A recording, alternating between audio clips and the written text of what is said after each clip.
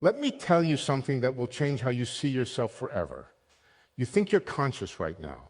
You think there's someone inside your head experiencing this moment, feeling these thoughts, watching this video. But what if I told you that's an illusion? What if consciousness, the thing you're most certain exists, doesn't actually exist at all? Not in the way you think it does. I'm Leonard Susskind, and I've spent 50 years studying the deepest questions in physics. And the more I learn about quantum mechanics, information theory, and the structure of reality, the more convinced I become that consciousness is not what we think it is. It's not some magical property that emerges from your brain. It's not your soul. It's not even a thing. Consciousness might be the universe's greatest trick, a story your brain tells itself. And today I'm going to show you why. Before you close this video thinking I've lost my mind, let me be very clear about what I'm saying. I'm not denying that you have experiences. I'm not saying you're not aware of reading these words right now. What I'm saying is that the thing you call consciousness, the feeling that there is a you inside your head observing everything, that specific thing might be completely wrong. It might be an evolutionary accident, a side effect of how information gets processed in complex systems. And here's the disturbing part. If consciousness isn't real in the way we think, then everything you believe about yourself, about free will, about who you are, needs to be reconsidered. This isn't philosophy. This is physics. And the physics is telling us something deeply strange about the nature of experience itself. Let's start with the obvious question. What is consciousness? If you ask most people, they'll say consciousness is awareness. It's the feeling of being you. It's what it's like to experience dread or pain or joy. Philosophers call this qualia the subjective quality of experience. And for thousands of years, humans have assumed consciousness is fundamental, special, something that sets us apart from rocks and rivers and robots. But here's the problem. Nobody can define consciousness precisely. Nobody can measure it. Nobody can even agree on what it is. Is a dog conscious? Probably. Is an ant conscious? Maybe. Is a plant conscious? Unclear. Is your smartphone conscious? Most people would say no, but why not? Where exactly do you draw the line? And this isn't just a philosophical puzzle. It's a scientific crisis. Because if we can't define consciousness, if we can't measure it, if we can't even agree on what systems have it, then maybe we're asking the wrong question. Maybe consciousness isn't a thing at all. Here's what we know from neuroscience. Your brain is a biological computer. 3 pounds of tissue containing about 86 billion neurons, each connected to thousands of others through synapses. These neurons communicate using electrical signals and chemical neurotransmitters. That's it. There's no magic. There's no mysterious consciousness substance flowing through your brain. Just neurons firing in patterns, processing information, generating outputs. When you see a red apple, light hits your retina, signals travel to your visual cortex. Patterns of neurons activate, and somehow, mysteriously, you experience redness. But here's the thing. The redness isn't in the apple. The apple just reflects certain wavelengths of light. The redness isn't in the light either. Light is just electromagnetic radiation. The redness emerges somewhere in your brain in the pattern of neural activity. But where? Neuroscientists have looked. They've mapped every step of visual processing. And nowhere, at no point in the process, do they find a place where the physical signals suddenly become conscious experience. It just happens, or seems to happen. This is called the hard problem of consciousness, and it's been haunting philosophy and neuroscience for decades. Let me tell you why this matters from a physics perspective. In physics, we describe the world using mathematics. Particles, fields, forces, everything can be written as equations. And these equations work. They predict how things behave with incredible precision. But nowhere in our equations is there a term for consciousness. Nowhere in quantum mechanics or general relativity or the standard model of particle physics does consciousness appear. You can describe the entire physical universe, every atom, every photon, every force, without ever mentioning consciousness. So where does it come from? Some people say consciousness emerges from complexity. When you have enough neurons connected in the right way, consciousness just appears, like wetness emerges from water molecules. But this is a terrible analogy. Wetness is a macroscopic property we can define and measure. Consciousness is neither. We don't know what conditions are necessary or sufficient for consciousness. We don't know if it emerges gradually or suddenly. We don't even know if emergence is the right concept. Here's another problem: the unity of consciousness. Right now, you feel like a single unified self, experiencing one coherent stream of consciousness. But your brain is not unified. It's divided into two hemispheres. Each hemisphere processes information somewhat independently. And in rare medical cases, when the connection between hemispheres is severed, something bizarre happens. Patients develop what appears to be two separate centers of consciousness in one brain. The left hand might do things their right hand opposes. They might simultaneously hold contradictory beliefs. One hemisphere might be happy while the other is sad. So which one is the real conscious self? Both? Neither. This suggests consciousness isn't a single thing. It's a constructed feeling of unity that can break apart. And if it can break apart, maybe it was never really unified to begin with. Maybe the sense of being a single self is itself an illusion. Let me tell you about something even stranger. Experiments in neuroscience have shown that your brain makes decisions before you're consciously aware of making them. In the 1980s, a researcher named Benjamin Libet did a series of experiments where subjects were asked to press a button whenever they felt like it. They had to note the exact moment they consciously decided to press the button. Meanwhile, electrodes measured their brain activity. And here's what Libet found. The brain showed activity associated with the decision to press the button about 350 milliseconds before the subject reported being consciously aware of deciding. The brain had already started the process of pressing the button before consciousness caught up. Now, this doesn't prove free will doesn't exist, but it does prove something disturbing. Your conscious experience of deciding is not what's actually driving the decision. It's a post hoc story your brain tells you about something that already happened unconsciously. You think you're in control, but you might just be along for the ride, narrating decisions your brain makes without you. This brings me to a key point. What if consciousness is not the driver but the narrator? Think about it like this. Your brain is constantly processing enormous amounts of information. Visual input, auditory input, proprioception, memory, prediction, planning. Most of this processing happens unconsciously. You're not aware of how your visual cortex constructs the image you see. You're not aware of how your motor cortex coordinates muscle movements when you walk. All of that just happens. Consciousness is a tiny sliver of your brain's total activity. It's the part that gets access to the final processed results and weaves them into a coherent story. This story includes the feeling of being a unified self, the feeling of making choices, the feeling of experiencing qualia. But these feelings might just be part of the narrative, not reflections of something deeper. Your brain creates a character. You and consciousness is the script that character reads. Now let's talk about something that really disturbs me. The problem of other minds. You're pretty sure you're conscious. You experience things. You feel things. But how do you know anyone else is conscious? You can't directly access their experience. You can only observe their behavior and assume they're like you. But what if they're not? What if other people are philosophical zombies, entities that behave exactly like conscious beings but have no inner experience? You could never tell the difference from the outside. This sounds like paranoid science fiction, but it's a serious philosophical problem. If consciousness is purely internal and can't be measured externally, then it's fundamentally unverifiable in others. And here's where it gets really disturbing.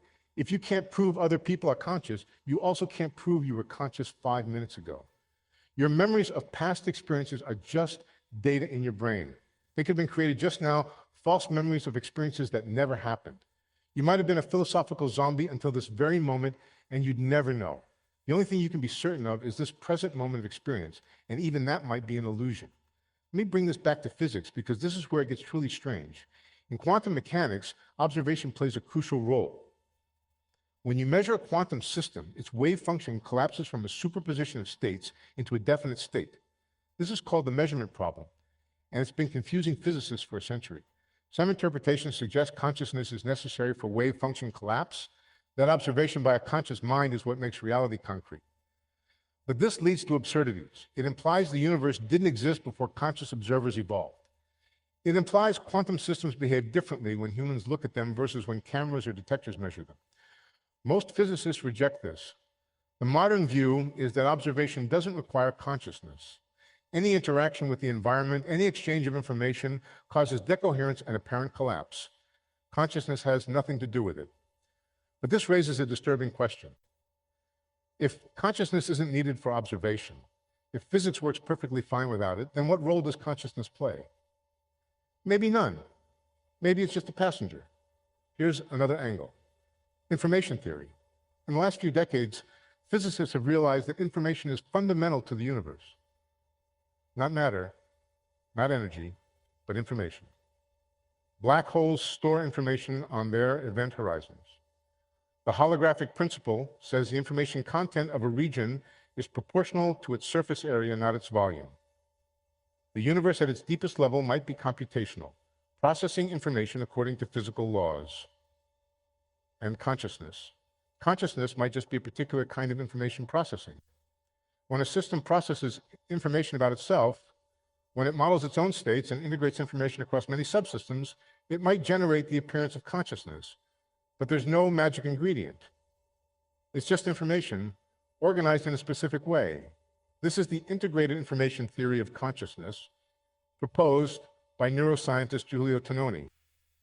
It suggests consciousness is a measurable quantity, phi, representing how much integrated information a system contains. The more integrated, the more conscious. But here's the problem. This theory implies simple systems, even thermostats, have a tiny amount of consciousness.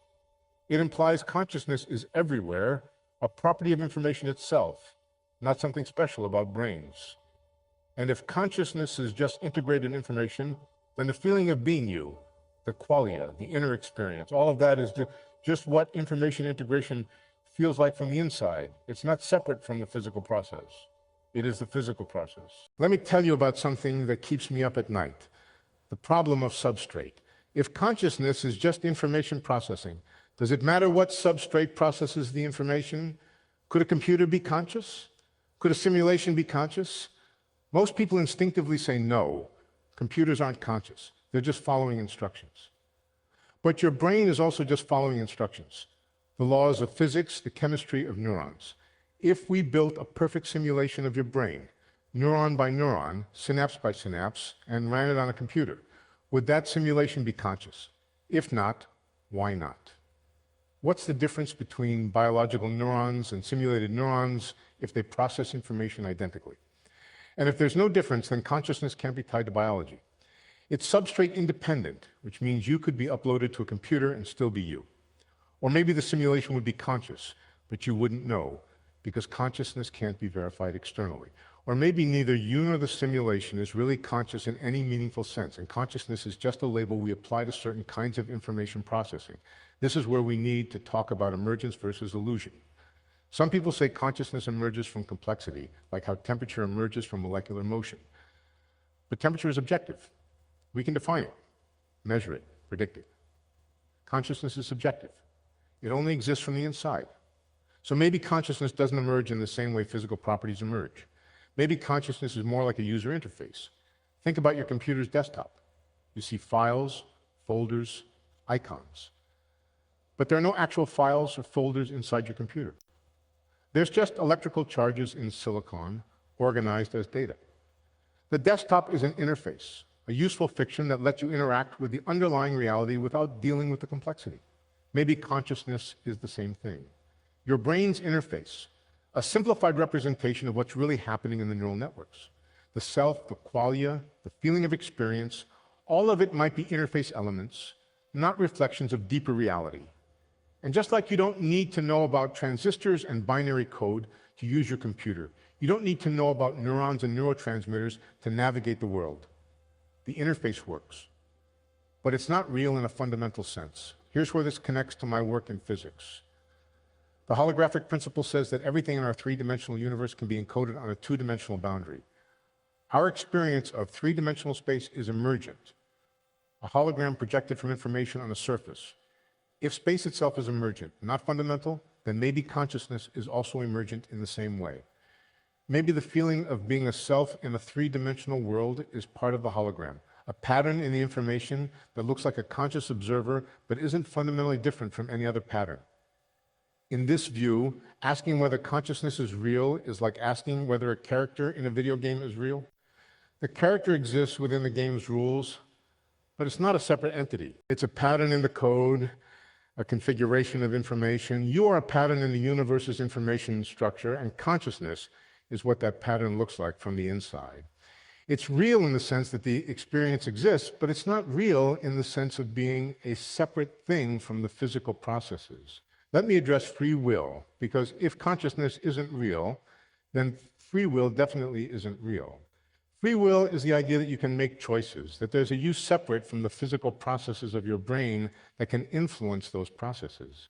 But if consciousness is just information processing, then every thought, every decision, every action is determined by the prior state of your brain and the inputs it receives. There's no room for a separate decision maker. Your feeling of choosing is generated by the brain as part of its narrative function, but the actual choice was determined by neural activity you're not aware of. This is determinism, and it's what physics predicts. The laws of physics are deterministic, or at least quantum mechanically probabilistic, in a way that still doesn't leave room for free will. You might object and say quantum randomness gives you free will, but random isn't the same as free. A choice determined by quantum randomness is no more yours than a choice determined by the laws of physics. Either way, the you that you think is making choices isn't actually in control. Now, some people find this depressing. If consciousness isn't real and free will doesn't exist, then nothing matters, right? But I don't think that follows. Your experiences still happen. Happiness and suffering are still real in the sense that they're states your brain enters. The fact that the underlying mechanism is just information processing doesn't make the experience less significant. Pain still hurts. Joy is still pleasant. The narrative your brain creates still matters to you because you are that narrative. The story doesn't stop being meaningful just because it's a story. And understanding that consciousness is a process, not a thing, doesn't diminish it. It just means we need to update our understanding of what we are. We're not immortal souls trapped in meat bodies. We're patterns of information, temporarily coherent, constantly changing, ultimately dissipating.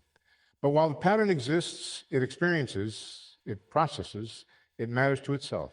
And that's enough. Let me tell you about something even more disturbing. The problem of continuity.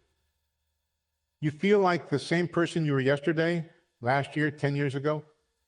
What are you? Every cell in your body has been replaced multiple times. Your neurons are constantly changing, forming new connections, pruning old ones. Your memories are being rewritten every time you recall them. The person you are now is physically different from the person you were years ago. So what makes you the same person? The answer is narrative continuity. Your brain maintains a story of being the same self over time. But that story is constructed, not discovered. You're not actually the same person. You're a different pattern that includes memories of the previous pattern and claims continuity with it. And here's the really disturbing part. If you went to sleep tonight and a perfect copy of you woke up tomorrow with all your memories, all your personality traits, all your beliefs and desires, would that copy be you? From the outside, no one could tell the difference. From the inside, the copy would feel like you, remember being you, claim to be you. But the original you, the current pattern, would be gone, discontinued. And this might actually be what happens every night when you sleep.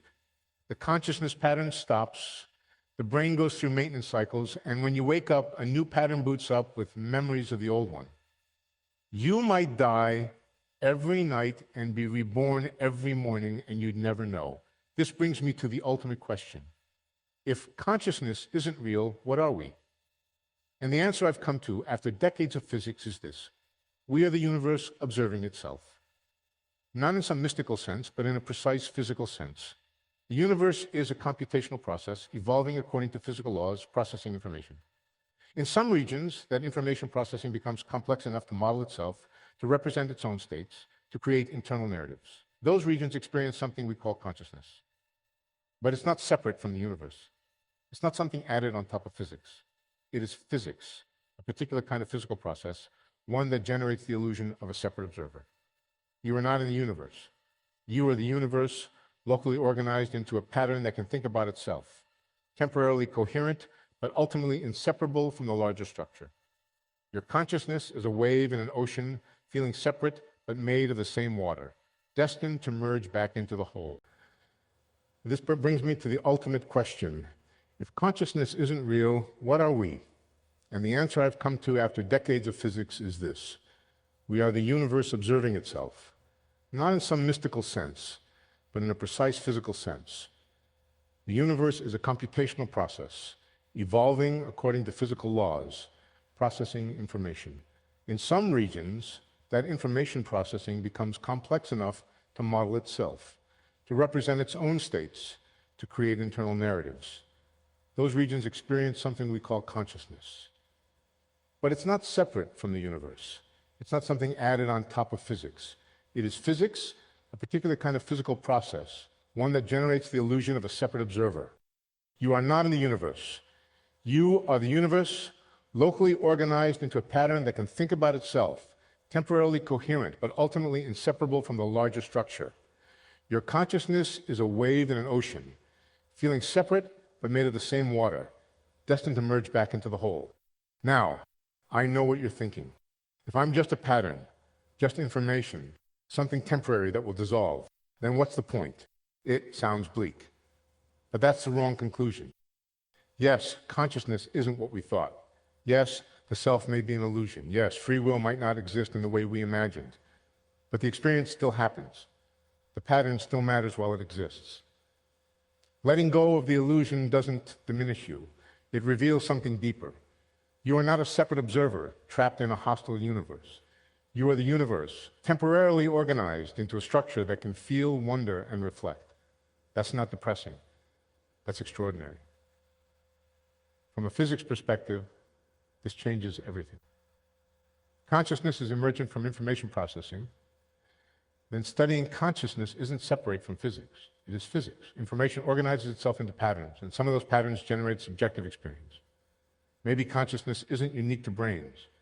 Maybe it's a property of information itself, present in degrees throughout the universe. Simple systems, simple awareness. Complex systems, complex awareness. The universe itself could be an integrated informational structure. That possibility is called panpsychism. The idea that consciousness is fundamental. I don't claim it's true, but we can't rule it out. Here's the bottom line. Consciousness is a thing, a soul, a separate observer. Doesn't exist. What exists is a process, a computation, a pattern generating experience. That pattern is real. The experience is real. But the idea of a separate you, observing it from the outside, that's the illusion. You are not something inside the process. You are the process. When the computation stops, the pattern dissolves. Nothing leaves because there was never a separate thing to leave. You are always the unfolding pattern itself. So how do we live with this? We keep living. Knowing the mechanism doesn't stop the experience. The brain will continue generating the narrative of self, but we can hold it more lightly. We can stop taking the illusion so seriously. We can recognize we're not separate from reality. We are expressions of it. This is what contemplative traditions have hinted at for centuries. Now, physics points in the same direction, not through mysticism, but through information theory and fundamental laws. Consciousness is not a thing. It's a process. The self is not an entity. It's a story. You're not a soul inside the universe looking out. You are the universe, briefly configured in a way that can look at itself. That's not reduction. That's expansion. Welcome to the real universe.